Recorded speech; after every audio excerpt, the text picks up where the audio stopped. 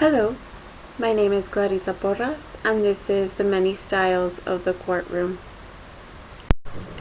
Due to the fact that it was impossible to attend a jury trial, I was able to see a day in the court. This picture is similar to the courtroom where these cases took place. Some of the cases seen included burglary, harassment, assault such as either a child or another adult with a deadly weapon or family violence, and injury to a child or an elderly with intent to bodily injury. Robbery, unauthorized use of a vehicle, drug possession. About 75% of the cases seen were due to this. Drug of choice was either marijuana or cocaine. Engaged in organized criminal activity, and arrest warrants. All the cases seen that day will be part of the criminal court system. The criminal court system begins with a reported crime, an investigation takes place, arrest and interrogation, a preliminary arraignment where the formal charges are given to the defendant. We continue with bail or detention, a preliminary hearing where the defense and prosecutor sit with the judge to see if they can come to an agreement, a formal arraignment where the state officially becomes involved, and it is seen if the defendant either takes a plea or they will proceed with trial. Pre-trial activities, trial, and sentencing. One of the cases seen was a plea case. The defendant was being charged with burglary and was going to proceed with a trial, but in the end decided to come in an agreement. Both state and defense attorney were present along with the judge. However, the defendant didn't appear and a warrant was issued for their arrest. A formal arraignment. The defendant was being charged with injury to child, elderly, and/or disabled person with intent for bodily injury, assault causing injury with family violence, and harassment. Both defense and prosecution attorneys present along with Judge Becky Palomo. The defendant denied their rights to hear the indictment and pled not guilty. Jury selection set for May 14, 2018. A final pretrial. In this case, the defendant is being charged with aggravated assault with a deadly weapon and assault charges causing bodily injury to family violence.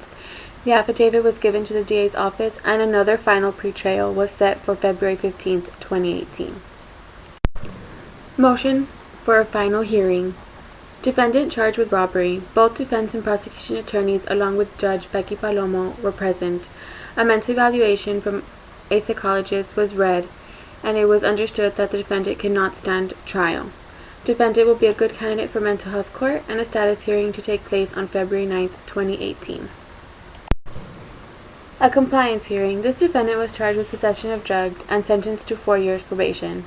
However, the defendant failed to comply and is currently holding his new sentence to 5 years in the federal level jail.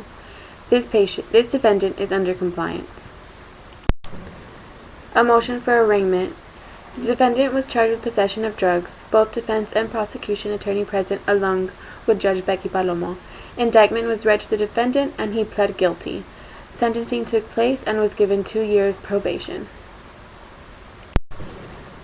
2 arraignments were spoken of, and both ended up in very different ways. One ended with the defendant pleading guilty and sentencing, while the other defendant pled not guilty and a trial set for a later date. It is shown how in the same position 2 cases can go very differently.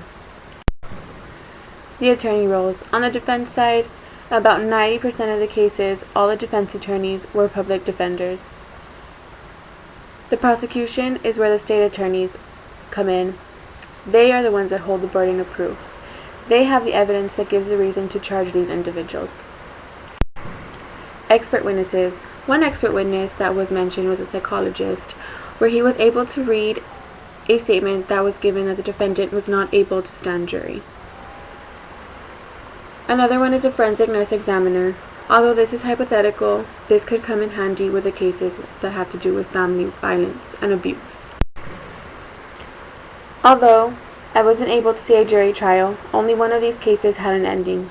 All the others had next steps to go through. It's a long process to get to an actual jury trial, and the defense attorney, along with the prosecution and judge, try to do anything in their power to avoid a jury trial. These are my references. Thank you.